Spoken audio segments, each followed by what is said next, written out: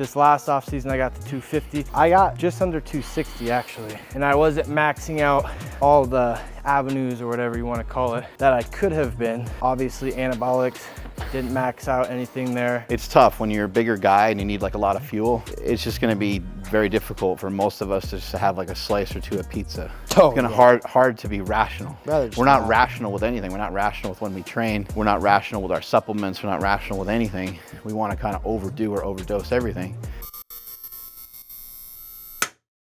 What do you think will be, like you're about to do a cut, what do you think your body weight will end up being when you cut down? Like what's your body weight now and what do you think you'll cut down to? My body weight now is about 240, and the first 10 pounds were obviously just water weight. Yeah. It was super easy. I barely had a diet, but man, my stage weight surprisingly was 204 pounds. And I felt like I looked a lot heavier than that. So stage weight wise. That was what, 2 years ago?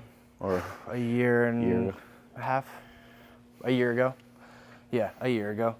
I would like to at least have put on like 5 pounds of stage weight, which sounds like not a lot, but for as far as like muscle tissue, that's a good off season. I would say you probably put on more like 10 pounds at least. Yeah, I hope so. By the time I get down to that weight, hopefully I'm like so 210, 215 on the stage, yeah. Maybe even 220, that would be great. But yeah, I'm excited. Not doing any cardio yet. I had it in, but then I took it out. I think if you lose your weight slow, I think 215 to 218 or so would probably be a pretty good number. I think you'll still be huge. Maybe you won't look 100% on stage look, but I think maybe you might, you know, because I still think that you're just in a weird phase because you're still young, you know, and bodybuilding, the way that you're bodybuilding is still newish to you. Like you've been hitting it hard for a long time. You've been working on it for a long time, but like really like you'll never give yourself a 10 out of 10, but 8 or 9 out of 10 in terms of like worth ethic and intensity. That's probably only been like 2 years worth, right? Yeah. And you feel like you're working harder now than you were 6 months ago, probably, right? Yeah. So you're still like baby. Yeah, I'm excited. Excited to see. What do you think? What kind of body weight do you think you'll be able to get up to when you go back out of the cut, or like when a show is over or whatever? I feel like my body has the capability of getting to 300 pounds. That's what I feel like. Because this last off season I got to 250. I got just under 260 actually, and I wasn't maxing out all the avenues or whatever you want to call it that I could have been. Obviously anabolics, didn't max out anything there, didn't go crazy at all. If anything, I was inconsistent with that part. Sleep suffered, and I really could have been better on my nutrition as well. So I think if I dial all those in this time, coming out of a show, I'll be able to blow past 250, and then I'll be in that range of 270. Damn. 280. Be fluffy. Maybe 280 would be fun. Maybe I shouldn't just, I don't want to be too fixated on numbers. So maybe 280, 275, 280. I would be satisfied. But I do think one last big push will do me some good. So we'll see how that goes. Hopefully I'm just huge. You think off of that you'll be able to put on more than like 5 or 10 pounds of stage weight? Yeah, I would hope so. It's just about holding that. Oh, and then staying at that weight for a while? Yeah, you know about that, but I always try to tell people like, they're like, oh, I just did a bulk. I got to 220 and now I'm cutting. They always cut immediately once they hit their goal weight. And then all that, there's no time for the tissue to sit and be permanent and stick to your body. Right. And then you're just gonna look the same as you did when you started the bulk. And then they're gonna be confused, like, I lost my gains, when you just have to let it kind of marinate. You have to let it sit in there. Yeah, you have to. So if you think about it this way, let's say you currently weigh like 220 and you work on a bulk and you get yourself to 250. It's cool that you got yourself up in body weight. But if you did that over the course of even if it's a few months, most of the weight is going to be like water weight, you holding water, you holding glycogen, carbohydrates, maybe some body fat has been added, and yes, maybe some muscle mass has been gained. But you also want to have an opportunity to train at that new body weight.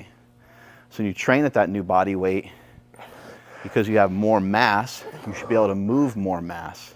So when you go in and you deadlift, it should feel easier. 135 and 225 should feel lighter when you weigh 250 as opposed to when you weighed 200.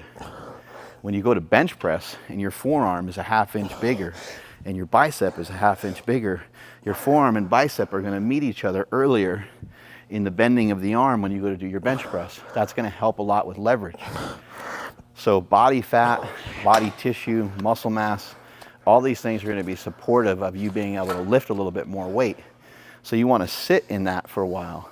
Maybe, I would say like the minimum would be 3 months, but you would want to do like 6 months and maybe even more like 8 months where you stay at that new body weight for a while. You don't even have to try to gain any more weight from there, but you're going to be able to train a lot heavier, even your sets of 10 and even your dumbbell presses, like all this stuff. And this is even without anabolics. Like if you gain weight that way and you work on that in that way, you're going to gain a lot of strength. The fastest way to gain strength, people ask me all the time, how do I get strong on a bench press? And the most immediate, the fastest way and the best way is just to gain body weight. And yes, maybe even body fat. And that might not be ideal for everybody, but that is the fastest and easiest way to increase your strength. You increase your strength and you're now increasing your capacity. And so in some weird way, you're increasing your fitness. You're going to be able to handle more reps, more sets with more weight on just about everything. And that is going to be another addition to being able to assist you and help you to grow even bigger and to hold more muscle tissue. Do you have some shows that you want to do and particular goals? Yeah, I know there's a show.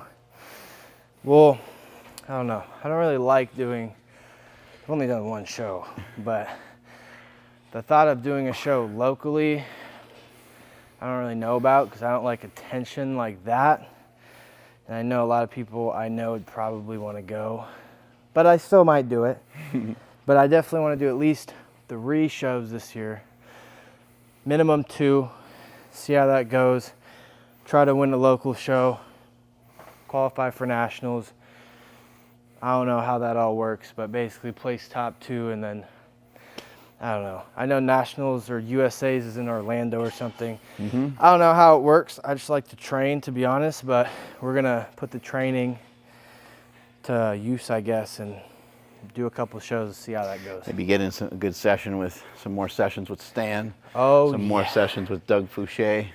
Yeah, Doug is looking shredded right now. He's coached by Cement Factory. A great man. But yeah, Doug, Stan, Chris, maybe I'll do one of his shows. Mm-hmm. Chris Minnis, yep. Yep. He puts on good shows. Who else? What's the food like right now? Any big changes? Well, I was following Joe Sullivan's diet, but then I always go back to carb cycling. Mm-hmm. I just love it. I was doing that. I was studying and taking notes. I have a journal on carb cycling, what I thought it was at the time, how I was receiving it. And I was a huge fan of Justin Harris. Before I even came to Super Training, got introduced to Smokey and Jess. And then they put me onto John Heck And his coach, I was following John Heck before I even got here too, because I knew he was a client of Justin Harris's, and they were all doing carb cycling. And then when I finally got to have the opportunity to text John and be like, can you coach me? He showed me everything Justin does. And then since then, I'm just like, I can't see any other way to do things. And John Heck, ironically, got a lot of his information from a book that's called The War on Carbs, which is a book by me. Yep. Yeah, the only books I've read is, War on Carbs in college. My first year when I injured my hand, I did keto, and I was eating a lot of the snacks in that book. And then I read Jacked and Tan, more workout stuff in there. Yeah, the first year I got here. And, I mean, really, those are the only books you need. Get you started. I'm doing a lot of meal prep. Yep, I'm doing meal prep. The first 6 weeks is really just being on a super structured plan. What's like a treat for you? You have any treats or no? Yeah, I still have high days. So I have 2 high days as what would right be considered like a treat?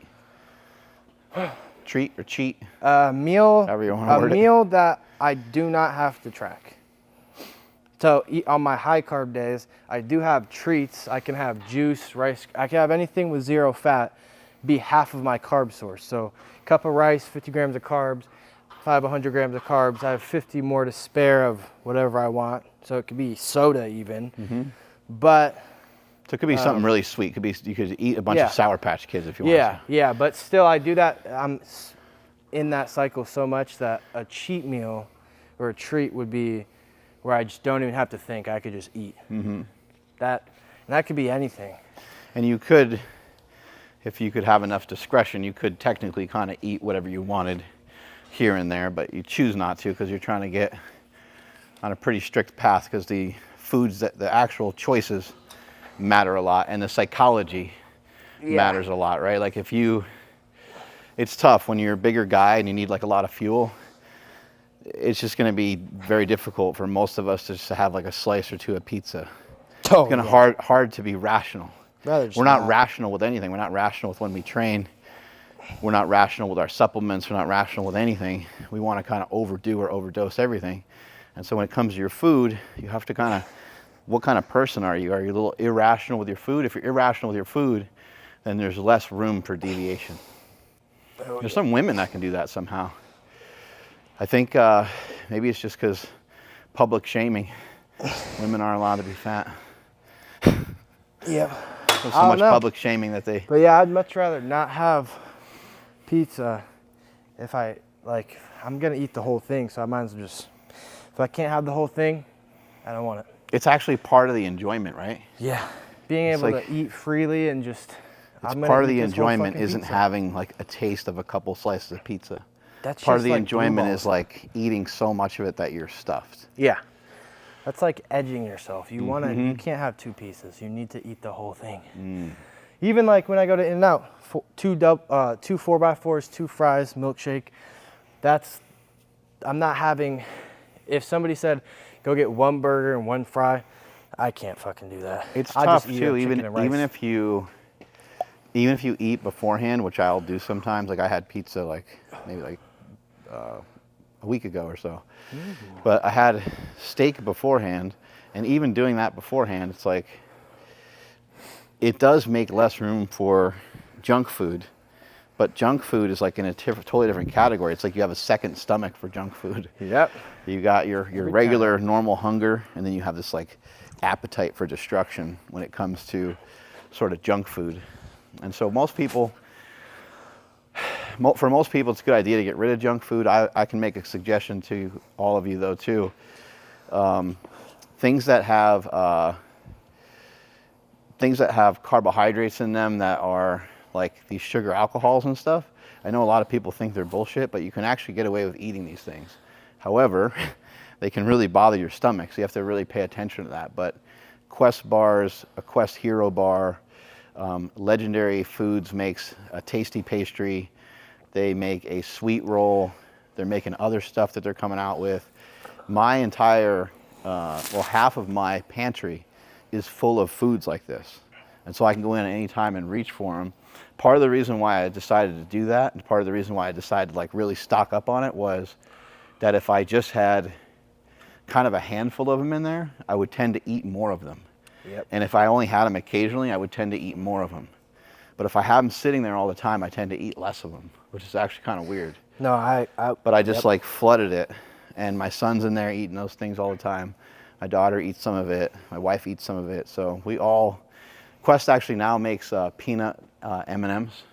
They make peanut butter cups too. That are yeah, and you can get a lot of this stuff at like Walmart and stuff. But the whole thing about like net carbohydrates and stuff, I think some people think it's BS and whatever. I eat these things all the time, and it helps me to stay lean, and it helps me to get a taste of something sweet. If you don't want to go that route, you can stick with, you know, protein shakes and trying to concoct weird protein shakes and things like that, or trying to make an ice cream, or my brother makes pudding out of some of his protein shakes and stuff. So I still think there's so many ways to make your food taste good. To yeah, where absolutely. it's like I was weighing it out the other day. Are you a G. Hughes fan? Yep. And I was weighing that out the other day. I was like, all right, do I want to have a big ass cheeseburger, fries, or because I knew in the morning I had to do stuff in the morning, and the food also impacts you. I mean, I don't know if I'm not a scientist. I don't know this type of shit, but a cheat meal actually. We are scientists. It messes with my head mentally because I wake up and I feel softer. I feel like my digestion's off. I might get a better pump or feel, you know, I knew it was on my plan, but it still might mess with me mentally. So instead it flips you too. Like if you do that midday, yeah, then it flips you into like just being, I might as well just keep going, because like I don't normally eat this way. Creates a monster. Yeah, I don't normally eat this way, and then you're eating that way. Yeah, but instead I just had rice, ground bison, mustard, ketchup. I put ice in a cup, Coke Zero, and it felt like the exact same shit, and my digestion was on point. I woke up feeling lighter. So it definitely tastes good. It's more of a, yeah, it's a mental thing for me. Yeah, those G. Hughes sugar-free. Oh yeah. They make like a teriyaki. They make a honey mustard. They make a yum yum sauce. There's, oh yeah, yum yum sauce. You In know, and just out.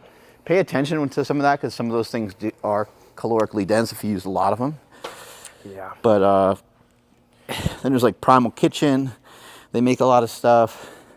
There's all kinds of like, nowadays there's just too many options to lose, I think.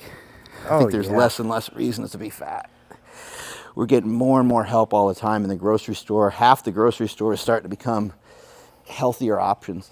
There's so many drinks and sauces and I mean, wraps. Ooh. You could sandwich. There's so much carb bread, carb wraps, so much stuff. I had a wrap the other day. It only had like 20 grams of carbs in it. I had 2 of them. That's only 40 grams of carbs in it. It's mainly like fiber or something. Yeah. Amazing. Delicious. Tips and tricks to be jacked and tan. What about like, are you a fan of yogurt and cottage cheese and stuff like that, or do you not dig that stuff? Oh yeah, I love non-fat Greek yogurt. What about vegetables? Nah, I don't like vegetables. But I do like them for adding more volume to my meals when I'm hungry. Do you usually cook for yourself? Yeah, sometimes my mom helps me cook a mass amount of meat. So, yeah. Do you like peppers and shit like that? You like peppers and onions and stuff like that? Or not really? I am lazy, so I never add it in there. I don't really make my food taste good. It's more so the sauces and the drinks and the setup. But yeah, I do like peppers though. I've had it in flank steak. It's really good. I buy them, they're already chopped up. It's just like a fajita mix. Ooh. Peppers and onions, and I just throw it in with like meat that I cook. That's smart. And it's actually really, really good. Yeah. And it's giving you like fiber. It's giving you stuff from like, I know some people love vegetables, some people hate vegetables, but to me, it makes it taste good. If I throw some, like, I don't always have room for cheese, but if I throw some cheese on there, then I'm really having a party. Oh, I do love cheese, but it does not like me. Well, cheese is like, if you're trying to get like really lean or you're really just trying to be strict and you're trying to lose a lot of body fat, cheese can be something that can hold you back because it's delicious. You're probably going to overdo it. But cheese is kind of cool because it's like a 1-to-1 ratio of protein to fat. You might have 6 or 7 grams of fat, 6 or 7 grams of protein. That's pretty cool, but again, you might use too much of it. So if you are going to use it, I don't know, maybe you try to put some sort of limitations. You only use it like once a day or something. But for people that are new to dieting, I don't think they should follow rules like that because I think it's too strict. Yeah. You know, so if you're new to dieting and you haven't had a lot of success with it, I think it's important really just to eat. And I think, in my opinion, it's a good idea to really lower your carbohydrate intake and to not worry too much about your fats until you're on the diet for a while. And then you can start to pick away the fats a little bit and you can start to reintroduce a little bit of carbohydrate. Yeah. This is the way I like to set people up because I think people are just addicted. That's what me and Wyatt Films are doing. I wrote up a diet and a training program for Wyatt Films behind the camera in a supplement protocol, not anabolics, unfortunately, but a diet, and it was basically a training day diet and a non-training day diet, and I told them if that's too complicated, we'll just give you one diet, but for now, if you're going to have the training, we'll at least sprinkle some carbs in pre and post workout so you have some fuel, glycogen, and you get a pump and feel good. And then everything else outside of that is no carbs. Do you fast at all, or do you recommend it to people sometimes? Yeah, I would recommend it to people. I've had a couple people, like buddies that I've helped, who love fasting.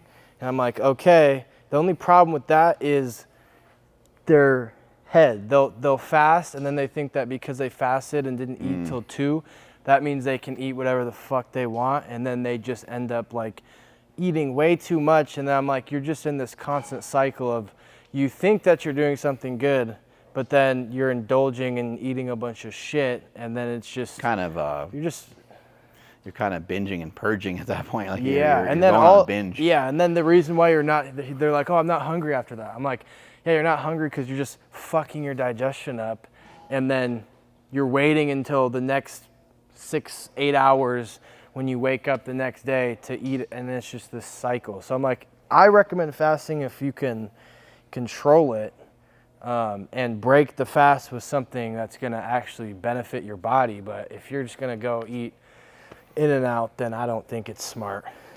I've had fasting help me with staying really rigid on the diet because every time I'm about to eat, I know that like, all right, well, I at least need my protein. And so that just pushes me back towards me eating a steak or me eating whatever meat that I have defrosted for the day. And it allows me to put it on repeat. A lot of times people say, oh, I don't really feel like eating that. Well, you don't really feel like eating that because you ate other stuff. Yeah. You ate snacks. So of course you don't feel like eating that. Like if you have a Rice Krispie treat and then 2 hours later you're pretty hungry, you're not going to really feel like eating a steak. Like it's just not going to have the flavor pop that you're looking for. You're going to want like a burrito or something like that. So that's one of the reasons there's nothing wrong with a Rice Krispie treat. That's one of the reasons to push one of those things to the side and maybe choose to fast. And every time that you eat, each time that you eat, it's something that's nutritious. It's really going to benefit you a lot. Yeah, and that's why I would never have or recommend putting, unless you're in a contest prep and it's like your body is so absorbent that you can get away with this or your coach is telling you, but I never put a cheat meal in the beginning. Like I'm never going to be like, go have a cheat meal for breakfast because like Mark said, the rest of my chicken and rice meals are going to be fucked. If I have IHOP and then I have 4 meals I have to get in that's chicken or beef and rice, it's like, I just want to look at that and just get sick and throw up because it's disgusting. But that's why all my cheat meals or off meals, free meals, whatever you want to call them, are at the very end of a high carb day. So it's like a refeed the whole day. And the reasoning for that is because I wouldn't eat, if it was on a low day, got this from Justin Harris, I would be starving going into that cheat meal and I would binge a lot. But if it's on a high day, by the time you get 4 programmed meals in with 100 to 150 grams of carbs, that can be sugary as well. I'm not gonna eat. Last night I was supposed to have a cheat meal. I didn't even do it. I just had a shake because I was not hungry at all. So, little tricks, setting yourself up. It's good to have a rule with a cheat too. Like, I used to do a cheat meal every week, and the meal started turning into like 2 meals, and those meals started to turn into like a night, and then it started to turn into like a cheat day. And so, try to set up some rules for yourself. I don't think if you have a cheat meal scheduled for the week and you're supposed to be eating a certain type of food, I think you can think of your calories as mattering more so over the course of days and weeks and months, and not necessarily day to day. So your calories don't necessarily reset when you wake up every morning. It's just kind of what we tell ourselves because it's easier to keep track. It's easier to track those things. But as you're going through, I don't think there's anything wrong with having like a cheat meal and a dessert, but you need to put some sort of like structure around it. Like, I'm going to cheat and it's going to be from this time to this time. Sometimes some people don't even like to use the word cheat. For myself, I just call it like off plan, because it's still part of my process. It's still part of my plan. I know that approximately every 2 weeks I'm going to do something that's going to be a deviation from the normal eating that I have. And even more often than that, I'll probably have a drink of alcohol or do something. Even just going to bed later, to me, like all these little things are factors. I might just not want to go to bed one night, and I go to bed at 12 rather than going to bed at 10 or 9 or whatever it is. So I think these things are important to understand, that they're part of the whole greater picture. Missing a workout sometimes, it's part of it. You don't need to be so depressed. Yeah. You don't need to try to be like, oh man, how am I going to make up that workout? Just go on to your next workout. Yeah, just go on to the next thing. Don't worry about it. It's not a huge deal. You're playing the long game, and your consistency is going to be the key factor. So if you have 80 to 90% compliance, and you can do that for a long period of time, you're going to end up looking great. But when it comes to something like a cheat, I would say put some sort of rule to it. I like your idea of making sure the fat calories aren't too crazy with a cheat, because that really kind of pigeonholes you into like only a certain types of foods. Yeah, and having it at the end of the day on that refeed day definitely helps. But yeah, I would agree. Just that would be fucking being able to just not think after being in like a structured routine for so long. Like it would be so nice if I could just walk past the gym and go to sleep. And I don't know what normal people, or not normal people, but I don't know what people do that don't work out. Just go home and watch a movie or something, or I don't know. But if you can go on a walk and not feel guilty that you didn't lift for the day. Yes, that would be. I would have so much peace in my brain, but I don't. So we're just gonna keep lifting. But something that could relax people maybe quite a bit is to know that most people, no matter how trained they are or how long they've been doing this for, doesn't matter if it's an MMA fighter or an Olympia level bodybuilder, most people only have 2 or 3 good workouts per week anyway. So you can try to get to the gym 7 days a week, or you can get to the gym 7 days a week. It doesn't mean all your other workouts are useless, but in my experience and from what I've seen, most people, no matter how intense they are, no matter how committed they are, 2 or 3 good workouts a week is all you're ever going to get. That's interesting. Maybe I should go. What if I just you can increase your percentage, you know what I mean? So if you go to the gym 4 days a week and you have 2 or 3 good workouts a week, your percentage of good workouts is now a higher percentage, rather than you shooting blanks maybe on those other days. But again, it doesn't mean those other days are bad. It just means they're not as good. You're going to have 2 or 3 days that are going to really be, like I thought today was pretty damn good. And you'll have other workouts for the rest of the week that you can kind of compare it to, but 2 or 3 is all you're going to get out of yourself.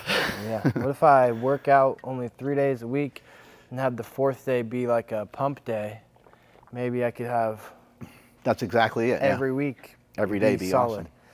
That's interesting. Maybe I'll do that. Maybe I'll change my split up. It's kind of the way that I feel with my food. You know, I think that when people diet, I think they think that their food's not going to taste good or not going to be that good. Yeah.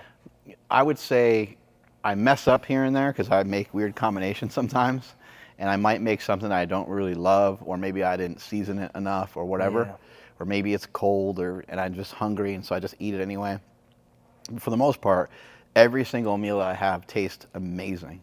Yeah. And I think most people, like if they were to hang out with me or if someone lived with me for a while and I just cooked every meal for them, they'd be like, holy shit, now I can see why you're in shape, because this isn't hard to do. Yeah. The meals are good. Yeah, I think that's I feel like most bodybuilders will say that too.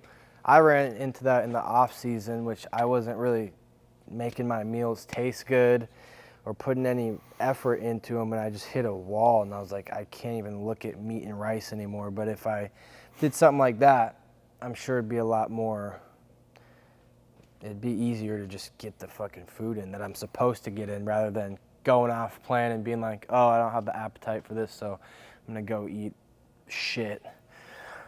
But yeah. Hey, let us know where you guys are struggling so we can help you out. And let us know maybe what you want to see in like a future video, because if we know where you're stuck, it's going to be a lot easier for us to help or assist you. Let us know, like when you go on a diet, like what if you have trouble with your diet, like what's the problem with it? What's hard? Like what holds you back? Do you just feel like really hungry all the time? Because there's ways around all this stuff. There are things you can do. There is a little bit of intermittent fasting you can do. There are ways to utilize eating lean sources of protein, filling up volume with things like egg whites, protein shakes, vegetables. There's ways to kind of get a little full with foods that almost don't count as anything. So we can help you do all that shit, so let us know what's up. Yep. Wyatt Films. Take us on out of here, Kenny Williams, if that is your real name. And put those traps away. That is my real name. People are tired. Take off the Halloween fake traps. That is my real name. Kenny Williams, Anabolic Activities. Neck's getting bigger, too. Drop a comment. Leave a like. Damn, bro. Again, let us know what you guys think. If you guys need help with diet, training, anything else, anabolic activity-wise, let us know. Leave a comment, DM us, and we will reply. Dude, Kenny Williams, you need to get the jerseys going with the matching clothes, and you need to get some jorts. We need to go full John Cena. Jorts. John Cena. We need to go full John Cena, I think. Yeah, John Cena, I can see you, and I challenge you to an arm workout just because I want to grow my Your arms. hands aren't nearly as big. You ever seen how big John Cena's hands are? No. Just Google it. That's interesting. Ed Cohen hands. He has acromegaly, I think. Catch you guys later. Libido Max. This is going to be great. Gonna have a great workout with Kenny. That will give you a boner. What's up, guys? This episode we're going to be doing Olympia predictions. We're going to be going over my top 6 for Classic and Open. Men's Physique, I apologize. I don't know enough to be able to even want to put my opinion out there like that. So, Olympia predictions.